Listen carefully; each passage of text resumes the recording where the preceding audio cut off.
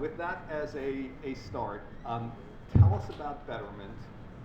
What's it about, and why did you decide it was a good idea to bring more technology, greater smarts, into the very traditional area of investment? Right. Well, you said it. Betterment is the world's largest and fastest growing robo-advisor, by which we mean we manage your money for you. It's something like a self-driving car for your money.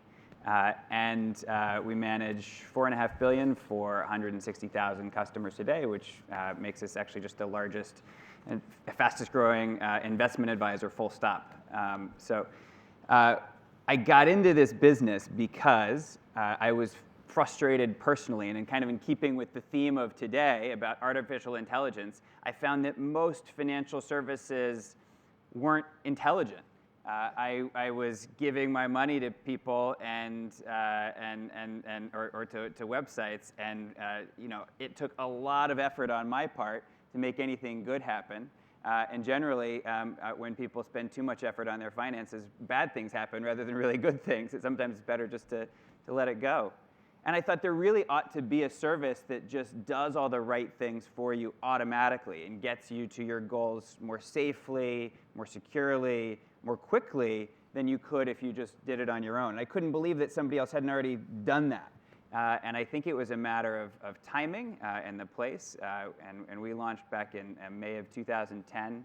And everyone kind of thought we were crazy. We just watched, it was our 6-year anniversary. We just watched the launch video in the office a couple days ago. And the judges, we launched at a conference called TechCrunch. The judges on the panel said, this will never work. It's just too easy.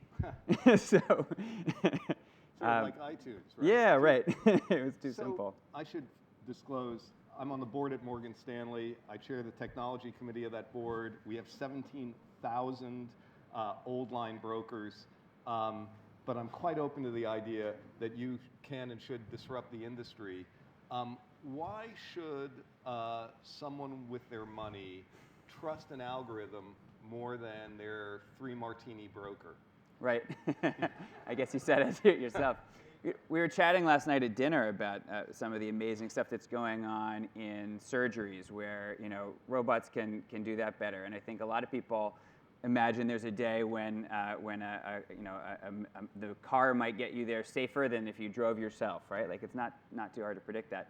In our space, in financial services, there are lots of conflicts of interest out there. Your broker might have a bad day, might have an interest in some stock that they're promoting, might have a financial interest in selling you one thing over another. When you trust software to make these decisions for you, it's a lot harder to have conflicts because you have to hard code them into the software, right? And that's auditable. It's not just in someone's mind and they're doing it without anyone knowing. You can go back and trace and see exactly what the algorithm said and why. And that makes it easier to regulate. It makes it easier to design something that's better aligned with customers. It makes it more efficient, repeatable, reliable for the consumer who wants that experience. Now, in the old days, corporations ran big defined benefit plans, chose in advance at least the range of investment options their employees could have. But for the last 20 years, people have terminated, closed their old plans, put everyone into 401ks, and sort of thrown the ball back at employees and at citizens generally.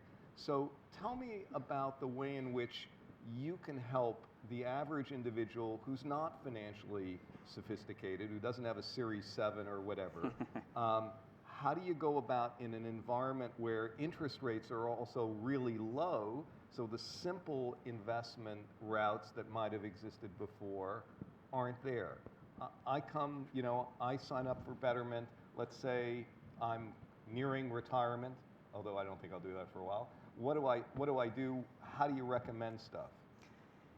You're right. You said there's been this long trend of putting more responsibility on the consumer, and we've seen that over a long cycle since the mid-'70s and certainly in the '80s. Lots of responsibility put on individual savers for well-intentioned reasons, right? We wanted to move liabilities off of corporate balance sheets. We wanted to move them off of the government's balance sheet. The problem is we as individuals aren't really great at thinking about what's going to happen 40 years from now. We didn't evolve in a state where we had to think about those kinds of long-term decisions. It was enough if we could eat tomorrow. And so we aren't very good at that. And the record has shown over the last 40 years that we as a society have significantly undersaved. Only 11% of retirement spending comes from personal savings. That's a shocking number to me, because you think, well, everyone is saving for themselves, but it's only 11% because people have so significantly undersaved for their retirements. And in the future, we believe things are going to be a lot more advised. The financial system that we've designed to date is a little bit like a healthcare system where there's a shelf and you can get, and it's full of drugs, and you can get all the drugs, and you can get as much of anything as you want, but there's no doctors. And we think that's just a crazy way to design a system. You would never design a healthcare system like that. And our financial system is like that. You can come in and invest in whatever, but there's no advice. And so the future is a lot more advised. We provide advice about how much to save, what types of accounts to open. We tax manage it for you. We behaviorally manage it for you. We respond to your own behavior in the site to give you personalized advice back. And that's the way, that's a basic right in our view, that everyone should have access to that kind of advice about their money. And so in the couple of minutes we have remaining, tell us a bit about your vision for the future. How big can this get? How much money will move from traditional, purely human-based, big companies producing the products in close to factory form to online world? Right.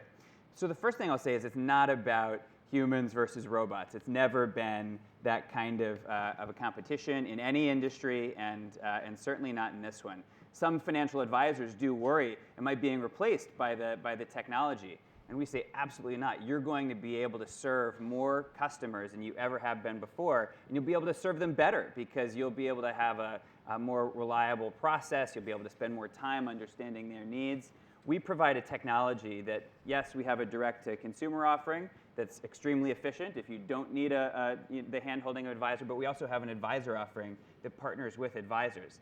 And ultimately, this technology is going to be used by everyone, whether you're investing on your own directly or you have an advisor, because it's just that much better than not using technology. It's like saying, how many advisors or how many people will ultimately adopt the telephone, or how many will ultimately use spreadsheets? This is it's totally transforming the industry. It's something that everyone will use. So in keeping with the theme of this conference, will there be an Alexa hack for betterment? I mean, on my Alexa, if I want a stock price, I have to say, Alexa, ask Fidelity for the closing price of Morgan Stanley. And if I ask her a stock that's not in the S&P 500, I don't get an answer. Right. I'm already thinking about it. My team's going to be upset that I was here because they're going to have to start working on it when I get back to the office. You heard it here first, the Betterment Amazon joint venture. Excellent. Thank you, John. Thank you so much.